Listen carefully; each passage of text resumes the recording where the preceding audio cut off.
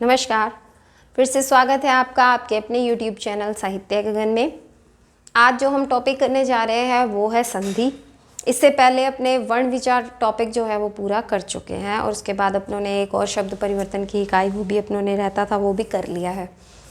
तो आज जो अपने संधि टॉपिक कर रहे हैं, कुछ के लिए ये टॉपिक बहुत ज़्यादा कठिन रहता है और कुछ के लिए आसान रहता है। तो अपनों ने इसको बिल्कुल भी कठिन नहीं मानना है कि बहुत कठिन है। ये संधि बहुत आसान है, इसको आसान ही लेके चलेंगे और है भी आसान। तो अपने इसको उदाहरणों से करेंगे, जितना हो सकेगा उदाहरणों से करेंगे। ऐसा नहीं है, कुछ लोग क्या करते हैं, मैंने देखा है कि रट्टे लगाने की कोशिश करते हैं कि ये ऐसे ऐसे ऐसे पेपर में आते हैं और इनको हम रट्टे लगा लें। ऐसा बिल्कुल नहीं करना है, अपने उदाहरणों से करेंगे। हाँ, जो नियम है किस तरह से बने हैं उनको अपने समझेंगे। ये नहीं कि हाँ नियम लिख दिया, इसको रट्टा मार लो और इसके 10 उदाहरण कर लो, नहीं। तो अपने उदाहरण से चलेंगे। पूरी वीडियो आप देखना, इसकी हो सकता है अपनी 4-5 क्लासेस हो जाएं क्योंकि संध्या थोड़ा बड़ा टॉपिक है। तो अपने अच्छे से करेंगे तो आप वीडियो को एंड तक जरूर देखना। चलिए शुरू करते हैं। संधि। संधि का शाब्दिक अर्थ क्या है? शाब्दिक अर्थ है इसका मेल। शाब्दिक अर्थ क्या है इसका? मेल। विसंधि हो रही है, क्या हो रहा है? मेल हो रहा है, ठीक है। इसके अलावा ये किस किस से मिलकर बना है शब्द? सम प्लस धी। अब इसकी है परिभाषा की बारी। परिभाषा अलग अलग विद्वानों ने अलग अलग दी है। तो अपने इसकी आम जो परिभाषा है, जैसे इसके उदाहरण देखते हैं और नियम बने हैं, वर्ण विचार अपने टॉपिक करके आए हैं, स्वरों और व्यंजनों का अपनों ने वर्गीकरण किया है। उसके अंदर अपनों ने देखा कि किस तरह से अपनों ने स्वरों को अलग किया, व्यंजनों को अलग किया, स्वर को उच्चारण स्थान के आधार पर, प्राण वायु के आधार पर अपनों ने देखा। तो जिन्होंने वो वीडियो नहीं देखी वो ज़रूर देखना, क्योंकि वो आपको संधि में काम आएंगे। मैं वहाँ भी कह रही थी ये नहीं करेंगे अच्छे से तो संधि नहीं होगी। तो अब ये जानेंगे कि इसकी परिभाषा क्या है। दो वर्णों अथवा अक्षरों के मेल से जो परिवर्तन या विकार उत्पन्न होता है उसको संधि कहते हैं। दो वर्णों अथवा अक्षरों के मेल से जो परिवर्तन या विकार, दोनों में से कोई भी शब्द आ जाए सही है, या विकार उत्पन्न होता है उसे क्या कहते हैं? उसे संधि कहते हैं।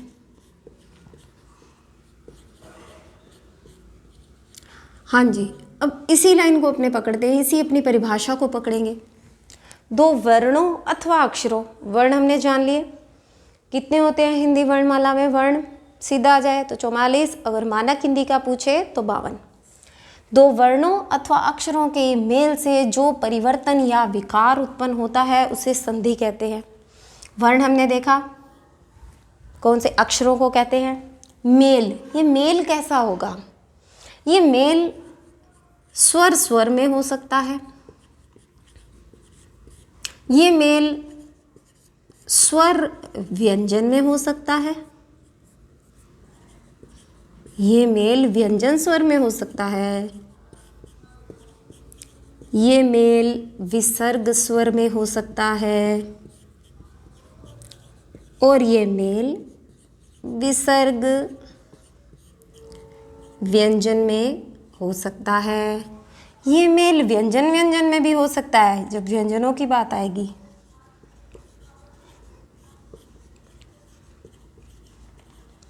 ये मेल व्यंजन व्यंजन में भी हो सकता है। तो इन्हीं आधारों पर तो इसके प्रकार हैं। तो अपने रट्टा तो कुछ मारा ही नहीं। देखो, स्वर स्वर में मेल हुआ तो अपना प्रकार बन जाएगा। संधि के जो प्रकार हैं, स्वर संधि। जब एक भी जगह व्यंजन आ गया, स्वर प्लस व्यंजन आ गया, व्यंजन प्लस स्वर आ गया, या व्यंजन प्लस व्यंजन आ गया, तो हो जाएगी हमारी व्यंजन संधि।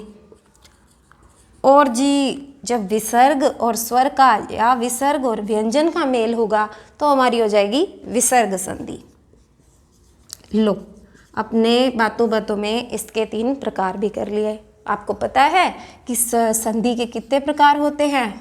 3 प्रकार होते हैं। कौन से होते हैं? यही वाले, स्वर संधि, व्यंजन संधि और विसर्ग संधि।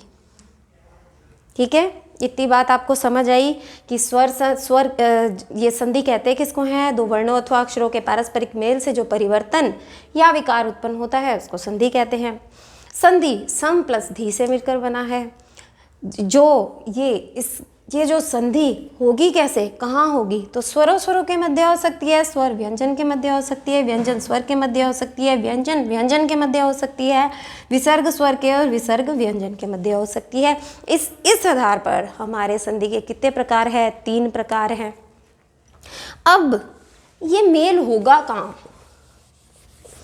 ये मेल होगा कहाँ? जो अपनों ने ध्वनियों की बात की है, ये ध्वनियाँ मिल रही हैं, ये मिल कहाँ रही हैं? तो जी ये होगा प्रथम शब्द के। कहाँ मेल होगा? प्रथम शब्द के अंतिम ध्वनि और द्वितीय शब्द की प्रथम ध्वनि में। ये हमने जान लिया। ठीक है, ये मेल होगा कहाँ? प्रथम शब्द की अंतिम ध्वनि में और द्वितीय शब्द की प्रथम ध्वनि में। देखिए, विद्या प्लस आल्य, और ये मेल कोई बहुत लंबा चौड़ा नहीं होगा जो हम इसको बता सके, बहुत छोटा सा है। इसको हमें महसूस और समझना है कि किस प्रकार से मेल हुआ। देखो, स्वर अपनों ने कहा था ना कि ये मेल हो सकता है स्वर स्वर में, स्वर व्यंजन में, व्यंजन व्यंजन में, व्यंजन स्वर में, विसर्ग स्वर में, विसर्ग व्यंजन में कहा था। तो देखो यहाँ हमारे पास क्या पड़ा है, इसको मैं आपको खोल के बताऊँ। देखो हमारे पास क्या पड़ा है, यहाँ आ स्वर पड़ा है। ये हमने वर्ण विचार टॉपिक में किया था। उसके बाद वर्ण विन्यास अपना टॉपिक था, उसमें हम इसको तोड़ना सीख आए हैं। तो आप जिन्होंने नहीं देखी है वो वीडियो ज़रूर देखना। और ये देखो, ये आ पड़ा हमारे पास और ये लय। पूरा नहीं खोला मैंने, जितनी आवश्यकता थी उतना। तो देखो, स्वर स्वर के मध्य हमारी संधि हो रही है। हमने उसके अंदर सीखा था कि स जातीय स्वर, वी जातीय स्वर। तो ये हमारे एक ही जाति के एक ही प्रकार के स्वर हैं। तो क्या बनाएंगे? दीर्घ बना रहे हैं तो आ से आगे क्या बनाएंगे? एक ही जाति के हैं तो आ ही बनाएंगे। तो इन्होंने मिलके आ बनाया, तो इसने अपना स्वर दे दिया, इसने अपना स्वर दे दिया, आपस में ये मिल गए। भी अलग अलग ना लिखे जाएं, बीच का ये धन का निशान हटा दें और हमारी ये इन दोनों के मध्य संधि हो जाए। ये उदाहरण हम बचपन से देखते आ रहे हैं। रट्टा लगा लिया, विद्या प्लस आल्य। मगर हुई कैसे है संधि? ये आ है, आ को अपने किससे दर्शाते हैं? खड़ी पाई से दर्शाते हैं। तो ये इन दोनों ने, ये जो जोड़ में थे, इन दोनों ने मिल के ये शब्द बनाया। जो परिवर्तन या विकार उत्पन्न हुआ 2 वर्णों अथवा अक्षरों के मेल से जो परिवर्तन या विकार उत्पन्न होता है उसको संधि कहते हैं। देख लीजिए आपके सामने, ये दोनों अलग अलग पड़े थे, मिला दिया, परिवर्तन विकार उत्पन्न हुआ। क्यों नहीं हुआ? देखो आपके सामने, ये आ का स्वर है, ये आ हमारे पास सामने पड़ा है, हमें प्रत्यक्ष दिख रहा है। और ये हमारे पास ये आ का स्वर आ गया क्योंकि समान स्वर मिले हैं। तो ये अपना दीर्घ और क्या बनाया? और क्या सेम है तो सेम, आगे इसके कुछ नहीं बना सकते। ये आ की हमने ये जो अपना आ की मात्रा का जो ये चिन्ह है, खड़ी पाई, इससे इसको दर्शा दिया। ये होगा हमारी संधि। हाँ, प्रथम शब्द की अंतिम ध्वनि। देखो ये पहला शब्द है, इसकी अंतिम ध्वनि द्वितीय शब्द की प्रथम ध्वनि। प्रथम शब्द की अंतिम ध्वनि और द्वितीय शब्द की प्रथम ध्वनि के मध्य होता है ये मेल। अपने बात कर रहे थे ना मेल क्या कहाँ होगा? तो मेल होगा प्रथम शब्द की अंतिम ध्वनि में, द्वितीय शब्द की प्रथम ध्वनि में। अब अपने चलते हैं इसके प्रकारों की ओर। संधि के कितने प्रकार हैं समझ आ रहा होगा आपको। अगर नहीं आ रहा, कहीं भी दिक्कत आ रही है तो आप कमेंट करें, पूछें, जो भी आपके डाउट है, कोई आपको उदाहरण नहीं समझ आ रहा है, कहीं परिभाषा में समस्या आ रही है, तो आप उसको पूछो। तो अब संधि के अपने प्रकार मैंने आपको बताए। एक तो है अपनी स्वर संधि, एक है अपनी व्यंजन संधि, और एक है अपनी विसर्ग संधि। ठीक है जी, हो गई। अब ये स्वर संधि है ना, इसमें क्या मिलेंगे? स्वर मिलेंगे। ठीक है, वो कौन से स्वर मिलेंगे आगे देखेंगे। और इनके आगे अपने प्रकार हैं, क्योंकि स्वर भी तो अपने 11 हैं, ऐसे थोड़ी ना ये आराम से पूरे हो जाएंगे। ये पहली जो हमारी स्वर संधि में होगी वो होगी दीर्घ स्वर संधि। पूरा नाम बोलेंगे इसका, दीर्घ स्वर संधि। दूसरी अपनी जो संधि होगी वो होगी गुण स्वर संधि। अब इन गुणों में वृद्धि हो जाएगी। ये जो गुण स्वर संधि में जो स्वर आएंगे ना, उसके गुणों में वृद्धि हो जाएगी, और उसका नाम ही है संधि का वृद्धि स्वर संधि। इसके बाद आएगी अपनी संधि की बारी यण स्वर संधि, और इसके बाद बारी आएगी अयादी स्वर संधि। ये है अपनी दीर्घ, गुण, वृद्धि और ये यण। थोड़ा खुला खुला लिख लेते हैं, यण स्वर संधि। ये हो गई अपनी 5 संधियाँ, 1 2 3 4 और 5। अब हमने इनको सीखना है कि स्वर संधि स्वर के मध्य है, जब मेल होगा तो परिवर्तन होगा, तब होगी स्वर संधि। कैसे कैसे होगी? तो स्वरों के बाद भी अपने उनके प्रकार पढ़ेंगे, दीर्घ स्वर संधि, गुण, वृद्धि, यण और अयादी। अब अपने सबसे पहले देखते हैं दीर्घ स्वर संधि, और पहले जानेंगे कि स्वर संधि होती क्या है। वीडियो को पॉज करके आप लिखेंगे, अपने नोट्स बनाएंगे। पहली चीज, स्वर संधि।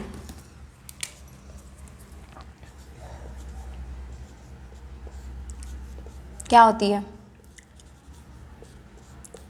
जब स्वर आपस में मिले, स्वर आपस में मिले, वहाँ पे क्या होगी? स्वर संधि। ठीक है, स्वरों में आपस में मेल होगा, और मेल होने के बाद जो परिवर्तन या विकार उत्पन्न होगा वो संधि होगी। कई बार अपने देखेंगे कि वो विकार उत्पन्न हो रहा है, वैसे ही रह रहा है। ठीक है, जैसे कि हमने किसी चीज़ को मिलाया और दोनों आके मिले, जैसे कि अपनों ने अभी उदाहरण देखा विद्या प्लस आलय, ये मिले और ये परिवर्तन हुआ, इस आ ने अपना रूप छोड़ दिया और इन्होंने मिलके आ की मात्रा ले ली। कई बार क्या होगा कि ये रूप परिवर्तन नहीं होगा और सीधा आके वो जो शब्द है वो जुड़ जाएगा। वो शब्द, वो संधि ना कहला के संयोग कहलाएगा। ठीक है, यहाँ हम देख रहे हैं संधि, स्वर संधि। स्वर के मध्य जब मेल होगा वो होगी स्वर संधि। इसके आगे जो अपना भेद है दीर्घ स्वर संधि।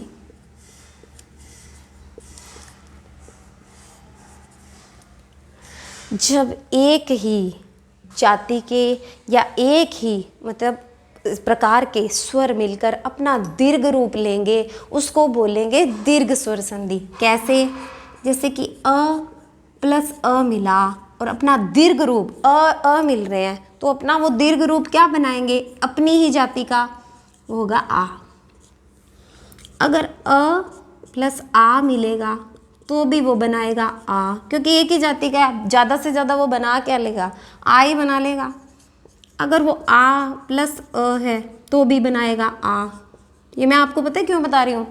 इन चारों, अभी चौथा और आएगा, इन चारों तरीकों से दीर्घ स्वर संधि के अंदर जो पहला स्वर है आ, उसकी संधियाँ होंगी।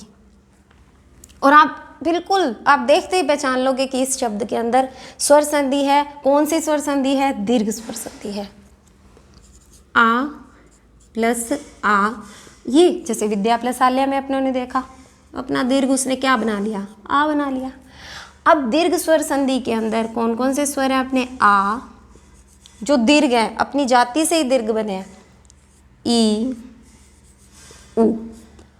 वैसे तो री भी अपना एक स्वर है, ठीक है, ये अपने मूल स्वरों से बनते हैं। मूल स्वर मैंने आपको बताए थे अ, ई, उ, री, ये अपने मूल स्वरों से बने हैं। दीर्घ, देखो, देख रहे हो, ये जो अपने इससे जो री बनता है ना दीर्घ, वो डबल वाला बनता है और वो संधि होती है संस्कृत के अंदर। वैसे तो हिंदी के अंदर, जो हिंदी भाषा के अंदर अपने देखते हैं संधियाँ होती हैं, वो ज़्यादा से ज़्यादा तत्सम शब्दों की ही होती है, क्योंकि हिंदी ने तत्सम से बहुत ज़्यादा शब्दों को अपने अंदर आत्मसात किया है। तो अपने ये जितनी भी संधियाँ देखते हैं, ज़्यादा से ज़्यादा आपने देखेंगे तो वो तत्सम शब्दों की होंगी, ठीक है। तो ये जो री का वो दीर्घ री बनता है ना, इसकी संधि अपने हिंदी में नहीं करते। हिंदी भाषा के अंदर, हिंदी भाषा में कठिन संधियाँ की ही नहीं जाती, ये नियम है, ठीक है। तो ये कठिन संधि के अंदर आता है। इसका मैं आपको एक उदाहरण बता देती हूँ।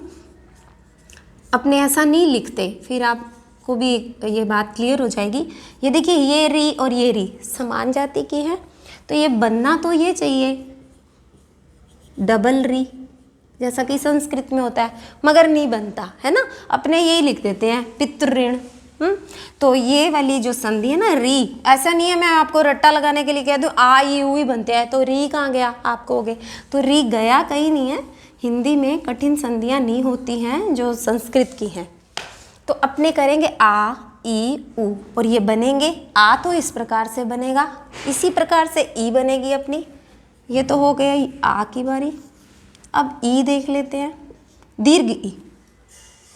इसको मैं आपको छोटा रूप भी बताऊंगी किस तरह से लिखना है। अभी पहले अपने जानेंगे। ऋस्व ई बनेगी दीर्घ ई। ऋस्व ई प्लस दीर्घ ई बनेगी दीर्घ ई। ये ज़्यादा से ज़्यादा एक ही अपने मूल स्वर से आ रही हैं, तो ज़्यादा से ज़्यादा दीर्घ कैसे बनेगी, बड़ी ही बनेगी, जो अपने आम भाषा में बोलते हैं। दीर्घ ई, ह्रस्व ई बनी दीर्घ ई। दीर्घ ई प्लस दीर्घ ई बनी दीर्घ ई। ये हो गई ई की बात।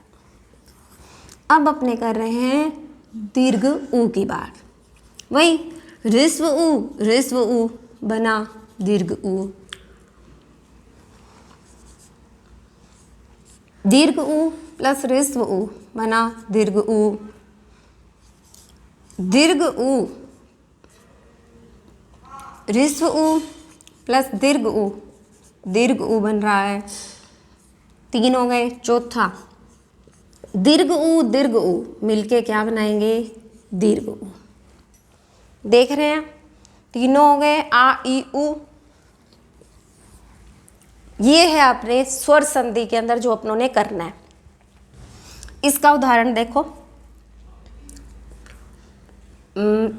सत्याग्रह, सत्य प्लस आग्रह, सत्याग्रह क्या बनेगा, अ।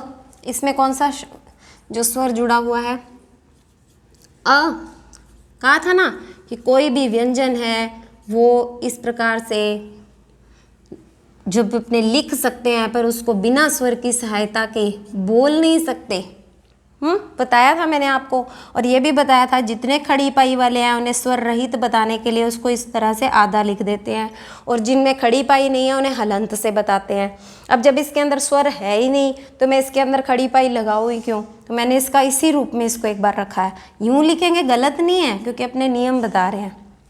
मैंने अभी इसमें से क्या करना है, इसका स्वर निकाल रही हूँ, य का। य हलंत हो गया। हलंत कौन सा होता है, जिसका जो अंत है वो या तो स्वर से होगा तो वो अकारांत है, अगर अ से होगा तो अकारांत, आ से होगा आकारांत। तो यहाँ पे ये अ से अंत हो रहा है सत्य का।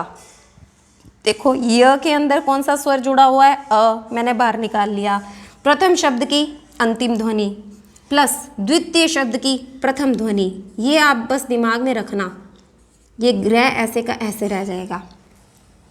अ प्लस आ मिलके क्या बना लेंगे, अपना दीर्घ रूप आ बना लेंगे। और आ को अपने किस तरह से बताते हैं, खड़ी पाई से। ये इसकी मात्रा है, मात्रा भी मैंने बताई है। स्वर 11 हैं, मात्राएं 10 हैं, क्योंकि अ की मात्रा नहीं होती, वो हर व्यंजन के अंदर छुपा होता है। तो ये आ की मात्रा है। तो यहाँ बन गया आ और इसने अपना रूप जो बदला वो क्या होगा? सत्याग्रह। क्या होगा? सत्याग्रह। और ये कौन सी हमारी समीकरण को सिद्ध कर रहा है? अ प्लस आ वाली। ये देखो ये वाली, इसका ये उदाहरण दिख रहा है आपको? यही मैं कहना चाहती थी, सत्याग्रह आ। अब आ गई बात ई की।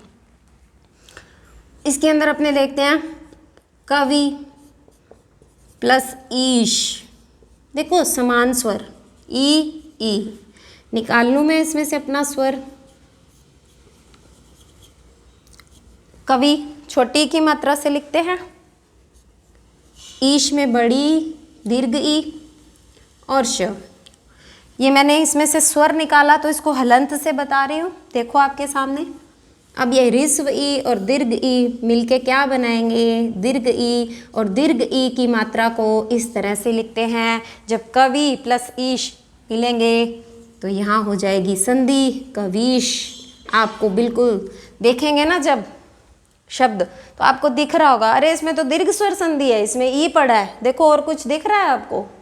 कुछ नहीं, ई स्पष्ट। ये देखो सत्याग्रह के अंदर सत्याग्रह, जैसे आप बोलेंगे ना जब सत्याग्रह, आपको मुंह में ही हो जाएगा कि सत्य प्लस आग्रह। ठीक है, कवीश, कवि प्लस ईश। अब आ गई बात इसकी ऊ की। ऊ के लिए हम देखेंगे लघु प्लस उत्तर। अपने ये लिखते भी होते हैं लघुत्तरात्मक प्रश्न, तो इसका क्या बन जाएगा? लघुत्तर का वही ल घ हलंत ऋस्व ऊ प्लस तर। हो सकता है इधर से आपको देखने में दिक्कत आए, तो मैं बोल रही हूँ, आप वो लिखना। ऋस्व ऊ और ऋस्व ऊ मिलके बनेंगे दीर्घ ऊ। और अपने लघु प्लस उत्तर की जब संधि लिखेंगे तो अपना शब्द बनेगा, मैं यहाँ लिख रही हूँ, क्या बनेगा? लघुत्तर। मात्रा दीर्घ ऊ, मात्रा कवीश की दीर्घ ई, मात्रा सत्याग्रह की आ। ठीक है, आपको मैंने एक एक उदाहरण दिया। अभी इनका आ ई ऊ ये स्वर बनते हैं दीर्घ स्वर संधि के अंदर, किस तरह से बन रहे हैं वो भी देखो। ठीक है, इसका छोटा रूप भी अभी बता रही हूँ आपको। देखो इसके अंदर कवि प्लस ईश, ये कौन सी हमारी समीकरण को सिद्ध कर रहा है? ऋस्व ई और दीर्घ ई। कहाँ है ऋस्व ई और दीर्घ ई? ये री। ऋस्व ई और दीर्घ ई मिलके क्या बना रही है? दीर्घ ई। ऋस्व ई और दीर्घ ई मिलके बना रही है दीर्घ ई। देख लो कर रहा है हमारी। इसी प्रकार से इनसे भी बनेंगे, उदाहरण होंगे ना, जितने उदाहरण करेंगे अपने को, अपना जो स्वर संधि है या किसी भी प्रकार की संधि या कोई भी टॉपिक, जितने आप उदाहरणों की अभ्यास करेंगे तो आपको जो नियम है अपने आप याद हो जाएंगे। आपको रट्टा नहीं लगाना पड़ेगा उनका कि हाँ मैं ये नियम का रट्टा लगा लेता हूँ और अपने देखेंगे। अब इसी प्रकार से ये ऊ के अंदर है, दोनों क्या है? ऋस्व ऊ बन रहे हैं दीर्घ ऊ। देखो इसमें कौन सा है? ये पहला ही है, ऋस्व ऊ पहला ही दीर्घ ऊ बन रहा है। तो हो रहा है कि नहीं हो रहा है? ये बिल्कुल आपके सामने दिख रहा होगा आपको। अगर आपने इसको उतारना है तो आप उतार लो, फिर अपने आगे इसके देखते हैं। हाँ जी, आपने ये उतार लिया। ये इधर ये ऊ वाले हैं ना, फिर से देख लो। ये ऊ ऋस्व दीर्घ ऊ, ये अपने वापस भी करेंगे। अभी मैंने सिर्फ इसका परिचय दिया है कि दीर्घ स्वर संधि के अंदर अपने को करना क्या है।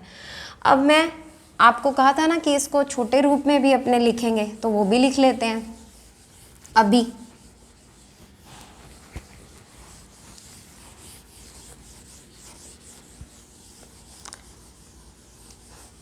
इसको पॉज करके आप लिख लेना। हाँ जी, दीर्घ स्वर संधि के अंदर अपने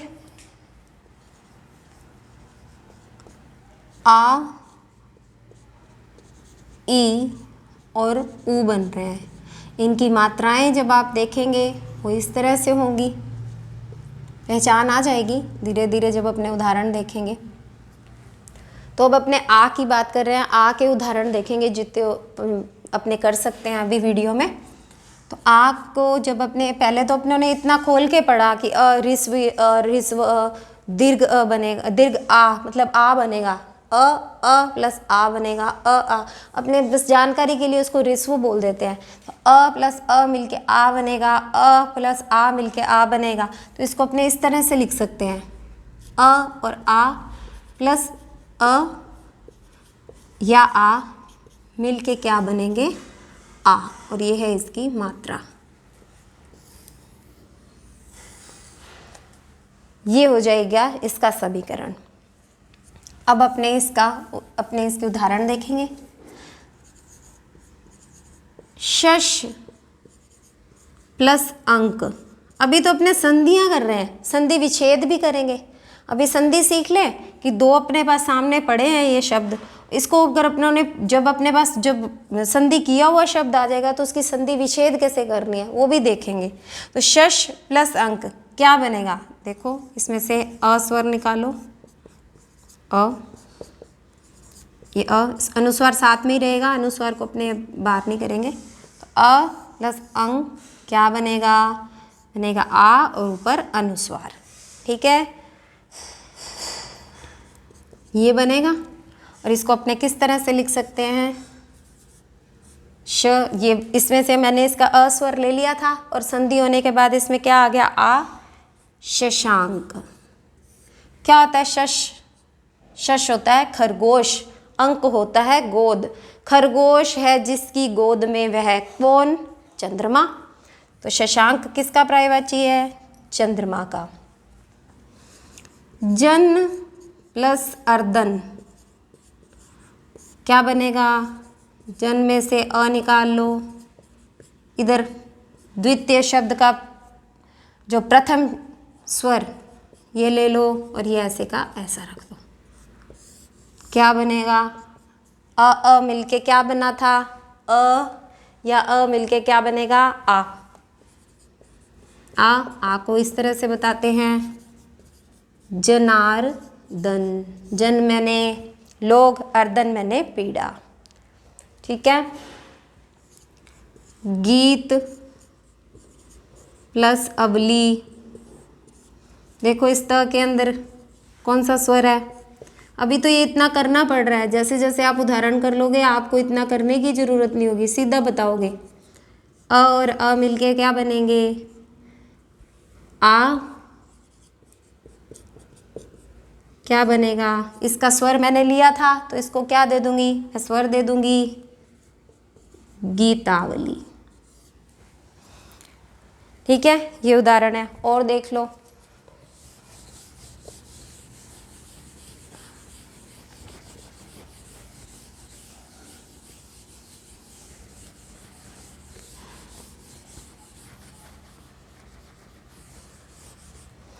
और देखो अंत्याक्षरी, ये उदाहरण है।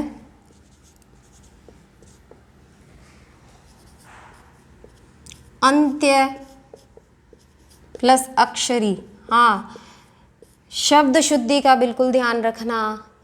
ऐसे होगा या आपको घुमाएगा एग्जामिनर, ऐसा नहीं है कि सीधा आपके हाथ में उत्तर दे दे, वो लिखेगा, 4 विकल्प होंगे उसमें से हमने चुनना है ना, तो आपको उसमें देखना भी है। वो अंत्या प्लस अक्षरी कर देगा, वो ऊपर लिखेगा अंत्याक्षरी और संधि विच्छेद करो। अभी तो अपने संधि कर रहे हैं, विच्छेद भी करना सीखेंगे।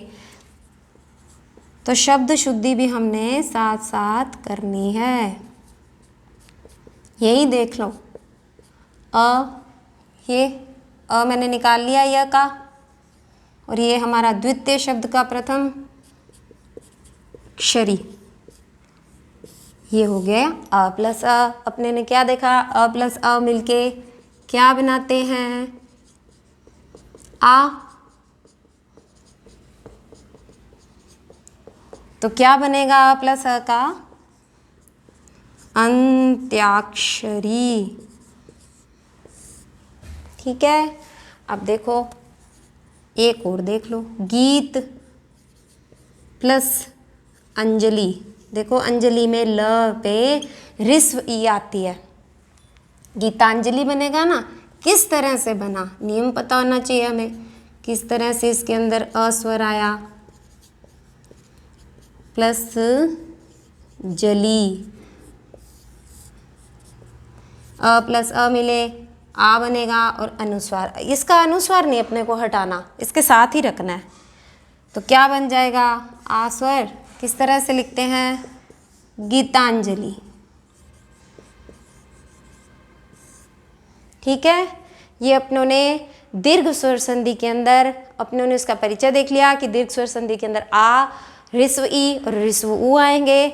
आ के अपनों ने जो महत्वपूर्ण उदाहरण है वो मैंने वीडियो में कराए हैं। इसके अलावा भी बहुत सारे उदाहरण हैं, वो आप करके देखेंगे। और ऋस्व ई और ऋस्व ऊ को अपने करेंगे नेक्स्ट वीडियो में। इस वीडियो को आपने पूरा देखा, इसके लिए धन्यवाद। और आप अपने नोट्स जरूर बनाएंगे, ठीक है। और घर पर रहें, सुरक्षित रहें और अपना और अपने घर वालों का ध्यान रखें। धन्यवाद।